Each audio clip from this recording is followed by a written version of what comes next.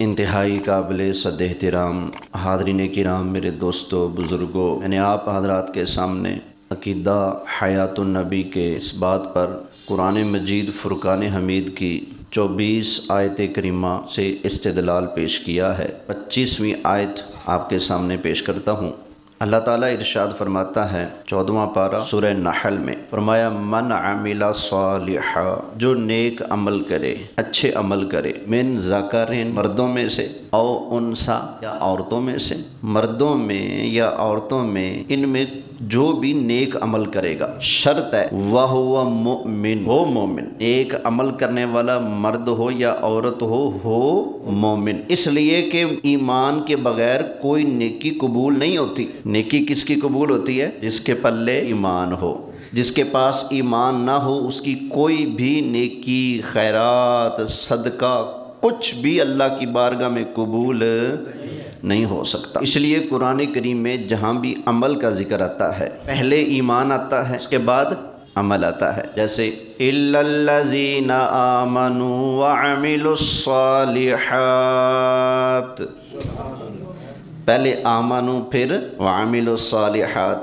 من عمل صالحا من ذکر او انثى وهو مؤمن، یہاں پر مومن کی قید لگا دی۔ نیک عمل کرنے والا مرد ہو یا عورت ہو، بشرط ہے کہ ہو مومن۔ چونکہ ایمان کے بغیر کوئی نیکی قبول نہیں ہوتی، اس لیے اللہ نے ایمان کو پہلے ذکر کیا، عمل کو بعد میں، یا اگر عمل کو پہلے ذکر کیا تو بعد میں ایمان کی قید ضرور لگا دی ہے کہ ایمان پلے ہوگا تو نیکی کا اجر ملے گا، وگرنہ اجر نہیں ملے گا۔ دیکھیے ابو جہل، ابو لہب وغیرہ جو تھے، یہ بڑی نیکیاں کرتے تھے۔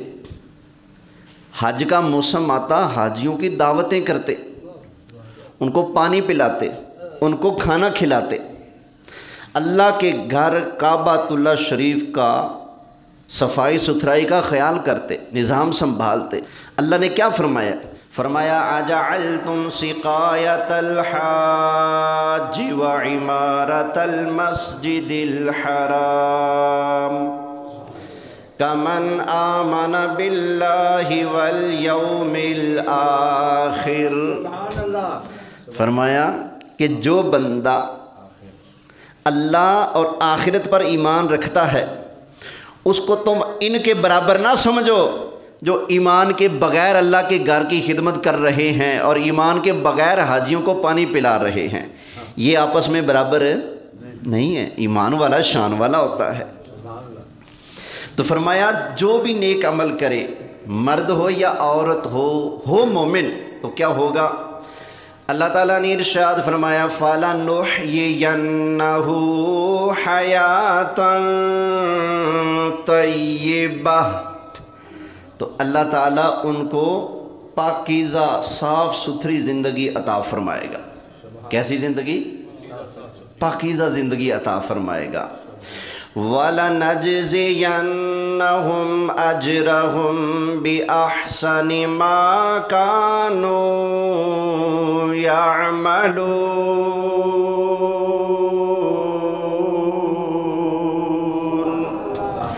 اور جو وہ نیک عمل کرتے رہے ہیں اللہ ان کو ان کے نیک عملوں کا اجر بھی عطا فرمائے گا۔ تو قرآن نے بتایا جو نیک عمل کرتا ہے، مرد ہو یا عورت ہو ایمان والا، اللہ ان کو کیسی زندگی عطا فرماتا ہے؟ شان والی زندگی، پاکیزہ زندگی عطا فرماتا ہے۔ اب یہ پاکیزہ زندگی کون سی ہے؟ ایک قول یہ ہے کہ یہ دنیا والی زندگی ہی، اور ایک قول یہ ہے کہ مر کر جب قبر میں جاتے ہیں نا تو ان ایمان والے مردوں اور عورتوں کو اللہ قبر میں بڑی شان والی زندگی عطا فرما دیتا ہے۔ وہ کیسے؟ اللہ ان کی قبر کو جنت کا باغ بنا دیتا ہے اور حکم ہوتا ہے چلو اس جنت کے اندر داخل ہو جاؤ۔ اب بتاؤ جب قرآن کہہ رہا ہے کہ ان کو پاکیزہ زندگی ملتی ہے قبر میں، تو پھر وہ زندہ ہوئے یا نہ ہوئے؟ زندہ ہوئے۔ اللہ تعالی ہمیں بھی قبر میں، حشر میں اور اس دنیا میں بھی پاکیزہ زندگی نصیب فرمائے۔ ایک اور آیت کریمہ سن لیں، یہی 14واں پارہ ہے، آیت نمبر 32 سورہ نحل۔ اللہ تعالیٰ نے ارشاد فرمایا الذین تتوفاہم الملائکۃ طیبین،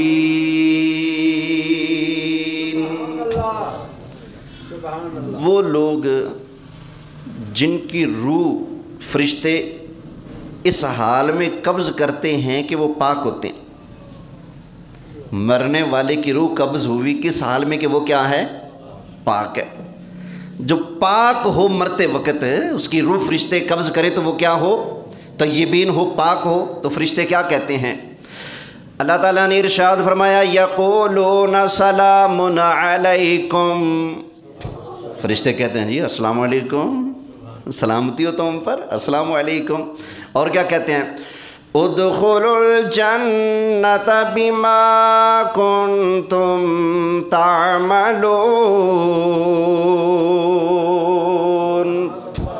چلو جو تم نیک عمل کر کے آئے ہو نا، اب ان اعمال کے سبب تم جنت میں داخل ہو جاؤ۔ اب یہ جنت کون سی ہے؟ ایک جنت تو وہ جو اللہ نے 7 آسمانوں سے پار بنائی ہے، سدرہ کے پاس، عند سدرۃ المنتہی عندہا جنت المأویٰ،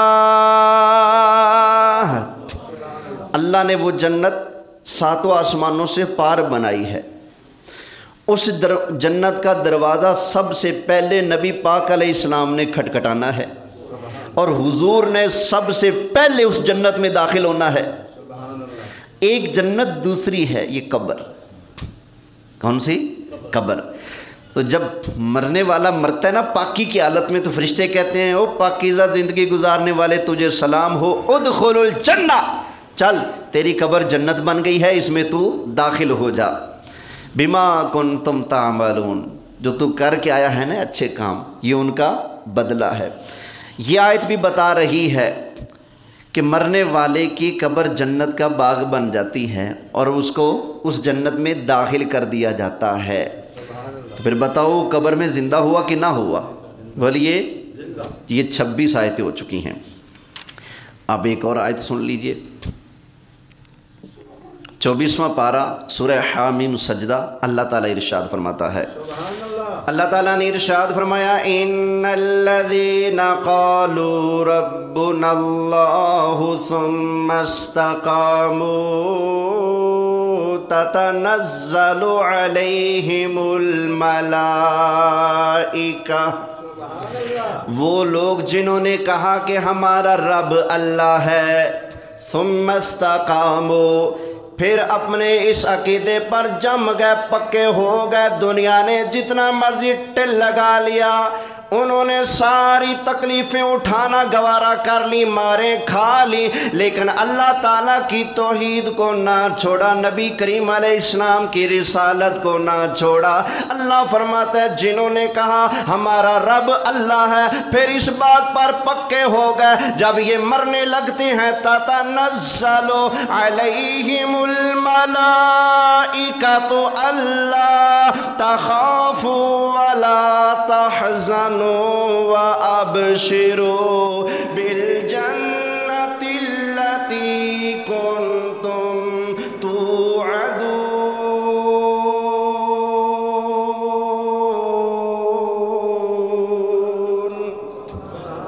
ذرا سارے مل کے کہہ لینا ماشاءاللہ۔ یہ اللہ کا ذکر ہے، بہانے بہانے سے کرتے رہا کر، بہانے بہانے سے، پھر کہہ لیں محبت سے سبحان اللہ۔ تو فرشتے کہتے ہیں، اللہ کے فرشتے اترتے ہیں نا اس پر، تو کیا کہتے ہیں؟ اللہ تخافو، اور ڈرنا نہیں، ولا تحزنو، غمگین بھی نہیں ہونا، ڈرنا بھی نہیں، وَأَبْشِرُوا بِالْجَنَّةِ الَّتِي كُنْتُمْ تُوعَدُونَ، تمہیں اس جنت کی بشارت ہم دیتے ہیں جس کا تم سے وعدہ کیا گیا تھا۔ اس کا ہم تمہیں خوشخبری دیتے ہیں۔ اب یہ فرشتے کب کہتے ہیں؟ یہ میرے پاس ہے تفسیر مظہری، اس کے اندر لکھا ہوا ہے 3 موقع ہیں، علی ثلاثۃ مواطن، 3 موقعوں پر فرشتے یہ کہتے ہیں۔ ایک موقع وہ ہے عند الموت، کیا؟ عند الموت، جب روح نکلتی ہے مومن کی تو فرشتے کہتے ہیں گھبرانا نہیں، ستِ خیرانے، اب تجھے کوئی پریشانی نہیں ہوگی، پریشان نہیں ہونا، گھبرانا نہیں۔ ایک دوسرا وفی القبر، یہ حضرت وقیع بن جراح کا قول ہے، وفی القبر، جب وہ مر کر قبر میں جاتا ہے تو اس کو قبر کے اندر بھی فرشتے کہتے ہیں گھبرانا نہیں، اللہ تخافوا ولا تحزنوا، گھبرانا، پریشان نہیں ہونا۔ اور تیسرا جب قیامت والا دن آئے گا، مومن اپنی قبروں سے اٹھیں گے، انہیں ڈر لگے گا کہیں اللہ تعالیٰ کی بارگاہ میں ہمارے اعمال کی وجہ سے ہماری آزمائش نہ ہو جائے۔ اس وقت بھی مومنوں کو فرشتے کہیں گے، او مومنوں ڈرو نہ، گھبراؤ نہ، اللہ تخافوا ولا تحزنوا وابشروا بالجنة التي كنتم توعدون۔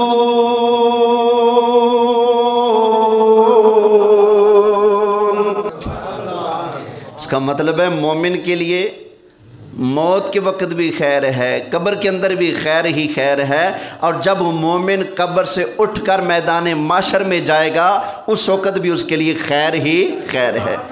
اب بتاؤ، جب مومن کو قبر میں فرشتے یہ کہتے ہیں اللہ تخافوا، ڈرنا نہیں، ولا تحزنوا، غم بھی، اور تیرے لیے جنت ہے، ڈرنا نہیں۔ اب بتاؤ، جب فرشتے اس کو یہ کہتے ہیں تو وہ قبر میں زندہ ہوا کہ نہ؟ بولیے، زندہ ہوا نا۔ اب یہ سرکار کا غلام ہے، قبر میں زندہ ہے، تو سرکار کی شان کون بیان کر سکتا ہے؟ تو زندہ ہے واللہ، تو زندہ، تو زندہ ہے واللہ، تو زندہ،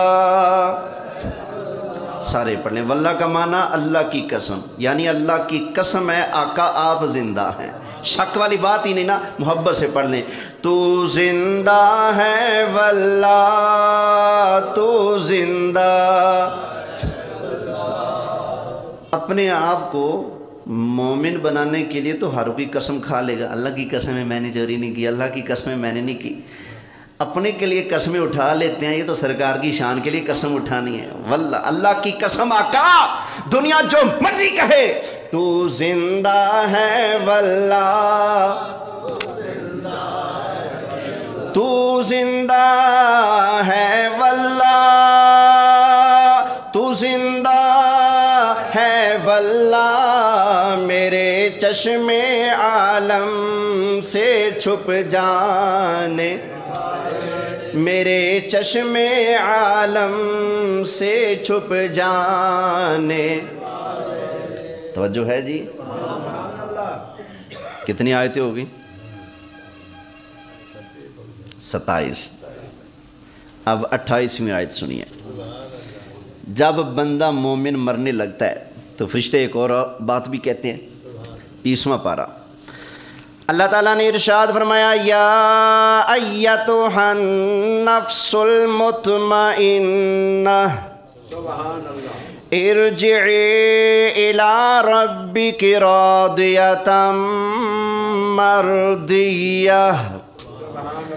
فرشتے کہتے ہیں، او پاک روح، او نفس مطمئن، ارجعی الی ربک راضیۃ مرضیہ، اپنے رب کی طرف لوٹا، چھوڑ اب دنیا کا کھیل، آجا اپنے رب کی طرف لوٹا، پلٹا۔ کس طرح لوٹ کے آنا ہے؟ راضیۃ مرضیہ، تو اللہ سے راضی اور اللہ تجھ سے راضی، آجا۔ اچھا، جب مرے گا تو جائے گا کہاں؟ بندے کو ڈر ہوگا، میری بیٹی یہاں، بیٹے یہاں، بیوی یہاں، بچے یہاں، خاندان یہاں، ماں باپ یہاں، میں تو اکیلا قبر میں جا رہا ہوں، اندھیرا ہی قبر میں، کیا بنے گا؟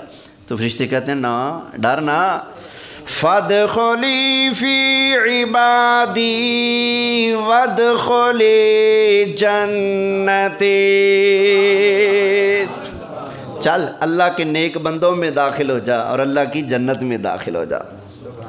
تو مومن کی قبر جنت بنتی ہے اور وہ اس میں داخل ہو جاتا ہے۔ تو مرنے کے بعد یہ رشتہ دار جو مر چکے تھے یہ آپس میں ملتے بھی ہیں۔ یہ شہیدوں والی آیت گزری ہے نا چوتھے پارے میں، اس میں اللہ فرماتا ہے یہ خوشیاں منا رہے ہیں کس چیز کی؟ ان کی جو ابھی ان سے ملے نہیں، شہید جا کر ان کی ملاقات کی خوشیاں منا رہے ہیں جو ابھی ان سے ملے۔ مثلا کوئی فوجی شہید ہو گیا، کوئی اور مسلمان شہید ہو گیا، شہید ہونے کے بعد اس کی قبر بن گئی جنت، موجیں مار رہا ہے۔ جب اس کو پتہ چلتا ہے نا کہ اگلے ہفتے ابا جی بھی آ رہے ہیں،